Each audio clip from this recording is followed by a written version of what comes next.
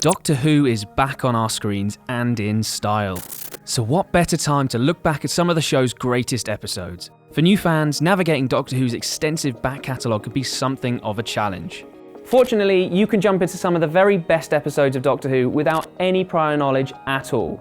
So I've chosen 10 of the best standalone episodes that newcomers can watch right now. Bear in mind, all of these episodes are from the Revival era series, which are easily accessible on Amazon Prime in the US and Netflix and the BBC iPlayer in the UK. If you want to stay up to date with the current series of Doctor Who, make sure to subscribe to GameSpot Universe, as we'll be breaking down the latest episodes every Monday. You can even check out our breakdown of The Woman Who Fell to Earth right now. Right, here are the 10 best Doctor Who episodes for newcomers.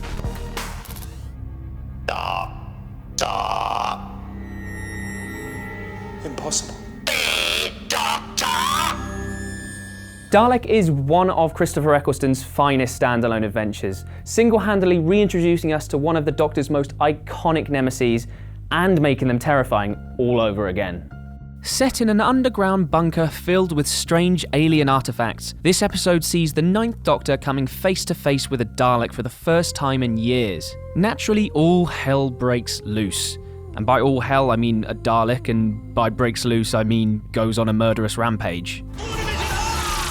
What makes this episode really great, especially for newcomers, is the way it slowly deconstructs everything we know about the Daleks, effectively reinventing them for a modern era. We learn who they are, their MO, basically kill everything, and of course, we rediscover their hatred of the Doctor.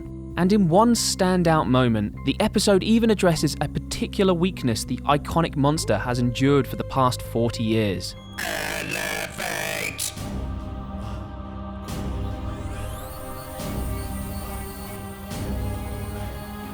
Oh my god.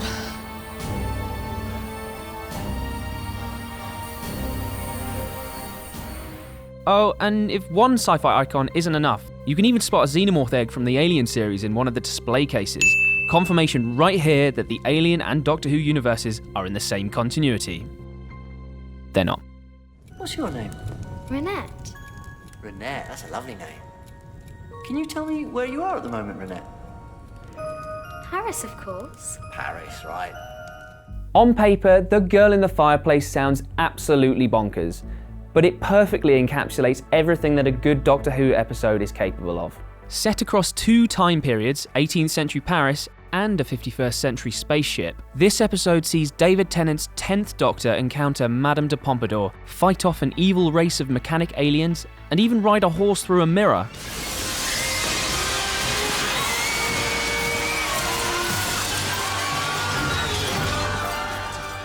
Yeah, it's a bit of a heady cocktail of an episode.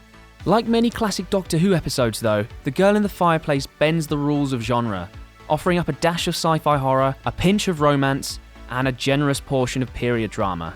The beating heart of the episode is the Doctor's blossoming relationship with Madame de Pompadour, which is beautifully portrayed by David Tennant and Sophia Myles. And the time-bending narrative offers up a unique framework for the episode, with one hell of an emotional knockout come the ending.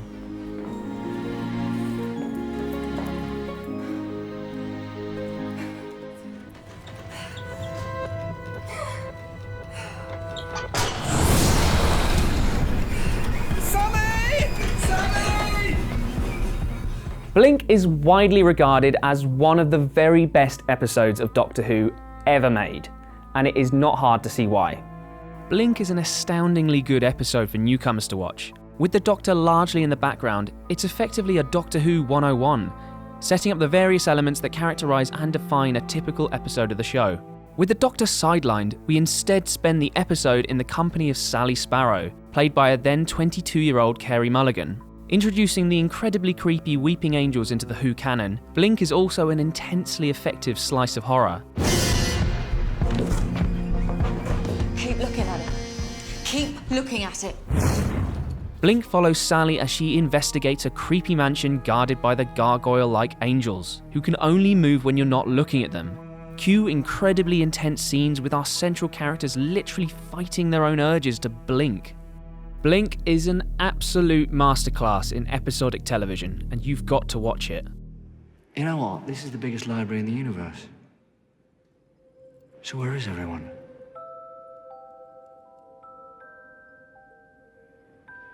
It's silent. Two-parters are a huge staple of modern Doctor Who, and you can't get much better than this duet from Series 4. Silence in the Library finds the 10th Doctor and his companion Donna Noble exploring a vast library planet in the distant future. Although one thing's wrong, the place is deserted. With a creepy threat lurking in the shadows and a mysterious new character who claims to know the Doctor. Hello, sweetie. Silence in the Library is a vintage Who episode. It efficiently fleshes out its monster of the week and sets up a handful of mysterious threads for its audience to ponder over before the concluding episode, Forest of the Dead. And in River Song, we got a character for the ages. If you're keen to get stuck into more of New Who, River Song is someone who crops up a lot, and this is the very beginning of her story. Well, maybe that's not quite the right way of looking at it, but to say any more would be... Spoilers. Why are you repeating? Why are you repeating? What is that, learning? What is that, learning? Midnight is perhaps one of the most overlooked gems in all of New Who, but it's a cracking standalone story in its own right. While it starts off slow, with the Doctor joining a load of tourists on a tour bus, albeit a space tour bus, this is Doctor Who after all, Midnight quickly descends into one of the most chilling episodes of the long-running show to date. Oh, it's coming for me! It's coming for me! With the space bus broken down, the Doctor and the rest of the space tourists are threatened by an unseen presence, which promptly possesses one of the passengers. I won't say anything more than that, as it would definitely spoil things, but the last 20 minutes of this episode are some of the most breathlessly intense in all of Doctor Who. Midnight is a tense, claustrophobic thriller that deals in the inherent fear and paranoia within humans. I bet you didn't see that coming from a family-friendly TV show. Why should I trust you? Because I give you my word. At 40 million miles away from home, my word is all you've got. The Waters of Mars is perhaps David Tennant's Doctor at his most terrifying. This episode, one of 2009's standalone specials, finds the Doctor landing on Mars and encountering the very first human colonists on the Red Planet. Naturally, everything goes sideways when a water-based viral plague starts infecting the crew and turning them into these creepy aqua-zombie things. David Tennant absolutely steals the show here in one of his finest performances as the Doctor. Struggling with a devastating moral quandary, Tennant is superb as a Doctor coming to terms with his place in the universe and the consequences of his power.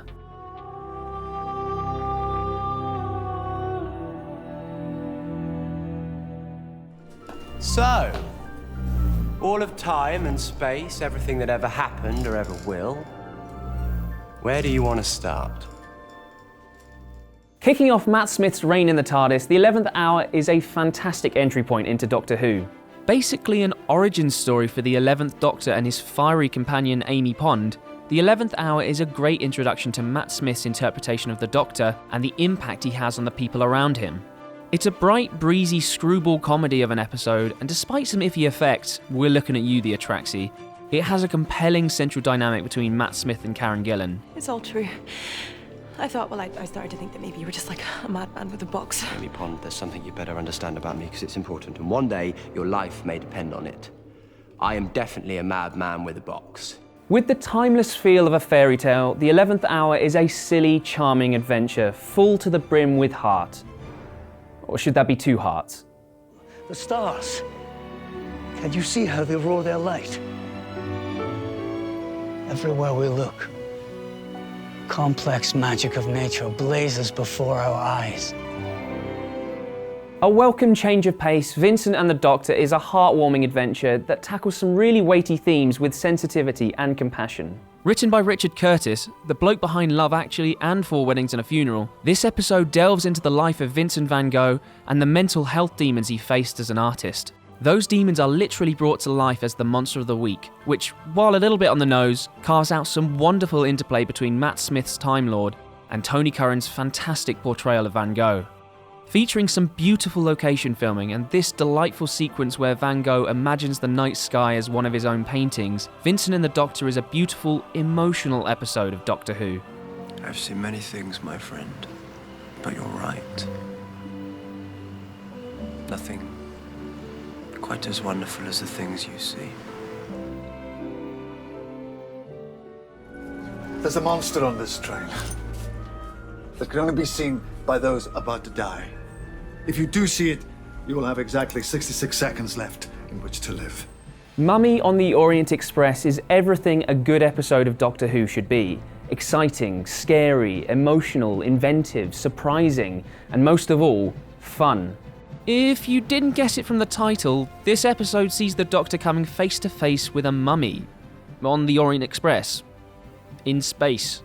While the episode is incredibly simple on the surface, in some ways a sci-fi remake of Agatha Christie's iconic novel, its genius comes in the way it slowly unravels the various layers of its narrative as the mystery unfolds. And the titular mummy, a classic movie monster, is reinvented with a unique sci-fi twist and a smart visual gimmick that keeps the pace and tension sky high.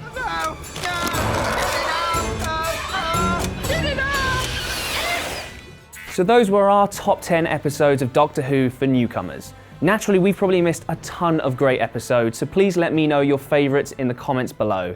Or come find me on Twitter, I'm at Adam Rees-Mace. Thanks so much for watching, guys, and I'll see you next time.